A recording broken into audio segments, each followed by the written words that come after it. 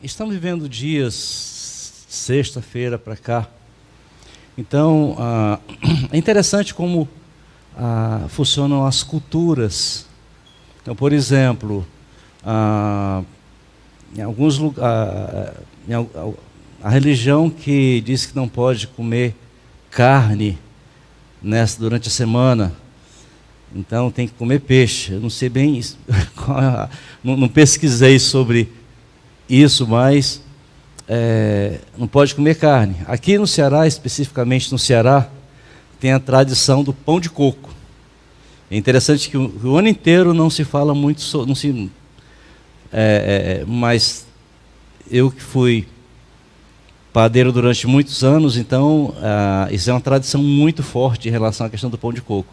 Até o pão convencional se deixava de fazer para fabricar só o pão de coco. Isso só no tocante ao Ceará, não é no restante do Brasil. E há muito essa questão do coelho da Páscoa, do ovo da Páscoa.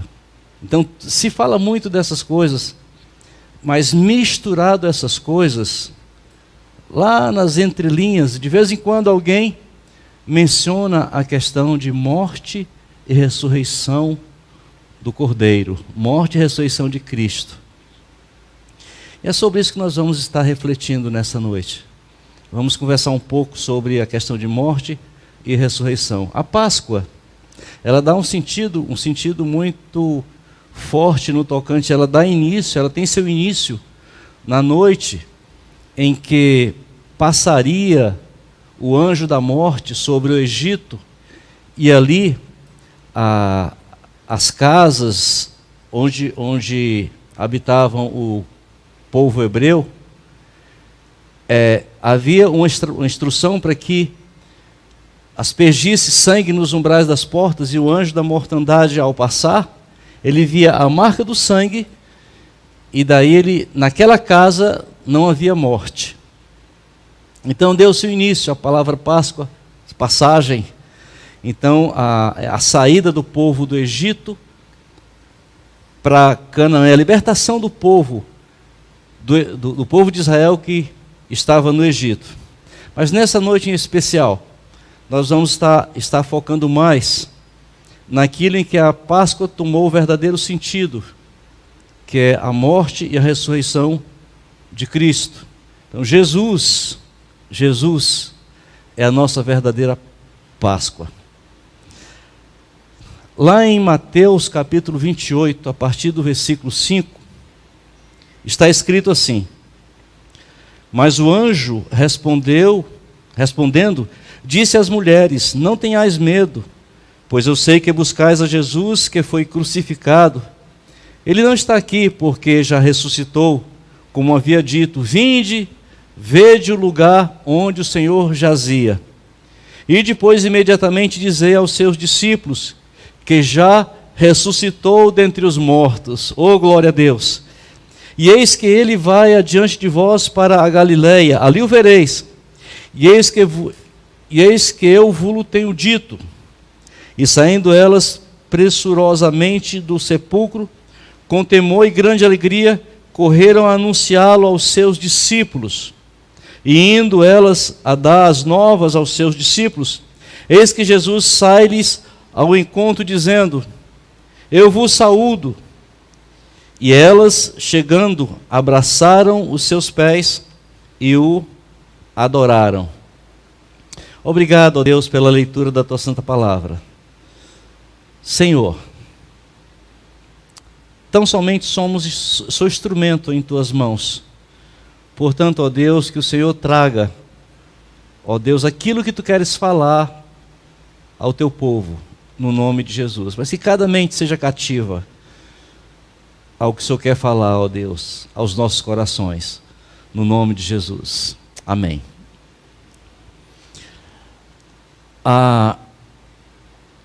Se nós dermos uma olhada em Mateus 28, do 1 ao 20, nós vamos ver Mateus trazendo um discurso.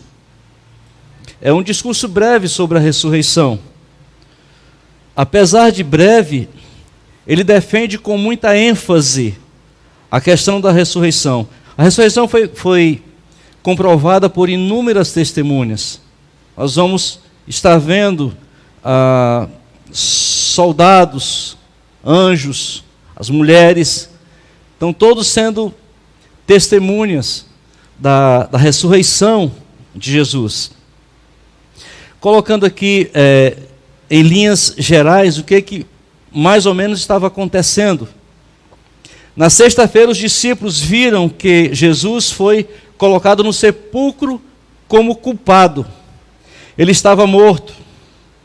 Eles o viram espancado, crucificado, eles o viram no túmulo. Mas antes disso, eles tinham visto coisas impossíveis de acontecerem. Antes disso, os discípulos andando com Jesus, eles testemunharam coisas grandiosas a respeito dele.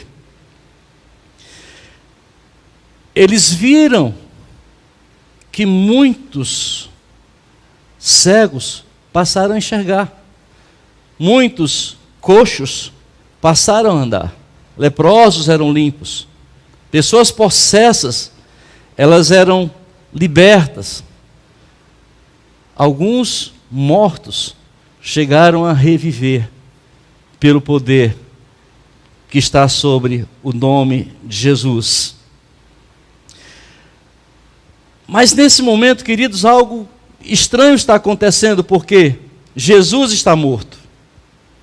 Jesus está morto. Os discípulos, eles testemunham a morte de Jesus. Está lá, morto. Crucificado e agora lá no sepulcro. Juntamente com a morte de Jesus, vem também para muitos deles a morte de suas esperanças, a morte de seus sonhos. Aqueles homens que depositaram tanto sua fé em Jesus e foram tão estimulados acerca do que ele fazia, acerca do que ele falava, eles foram tão entusiasmados, tão empolgados com tamanho poder. Afinal de contas, Jesus não se tratava de um homem comum, ele se fez comum, mas era o Filho de Deus. Fazer o quê diante de uma situação dessa? Diante dessa situação onde as esperanças se foram, os sonhos se apagaram, porque em quem a minha confiança estava posta, isso era o que acontecia com eles, agora está morto. Está morto. Fazer o quê? Vamos para casa. Então eles começam a agora se dispersar. Uns vão pescar, outros vão para o seu vilarejo, retornam ao seu vilarejo lá em Emaús.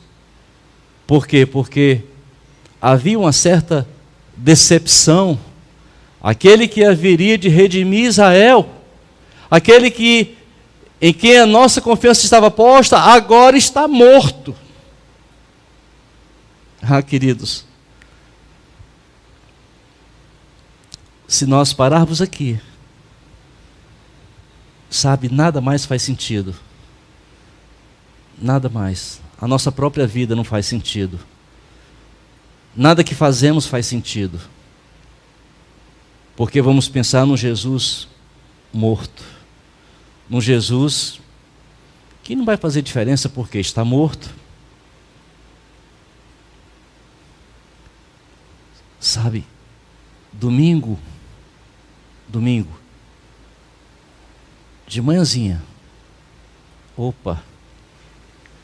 algumas mulheres vão ao sepulcro.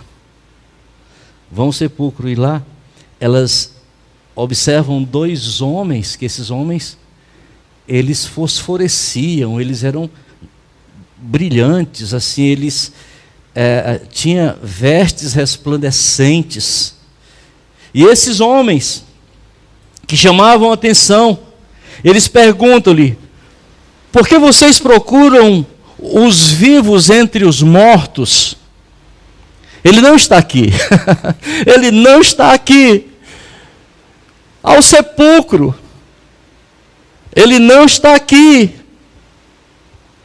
E aquelas mulheres observam que o túmulo está vazio. Aleluia. Ora, se ele não está morto, ele está vivo. Se ele está vivo, os meus sonhos que estavam apagados, mortos, eles ressuscitam. Porque Jesus não é uma mera influência. Jesus não é apenas um revolucionário como muitos dizem. Muitas religiões falam que ele era um revolucionário. Ele não era apenas um profeta. Não, ele é o Filho de Deus. Então esse é o nosso Jesus. Por isso, as crenças, a fé é restaurada. Por quê? Porque o túmulo está vazio. O túmulo está vazio.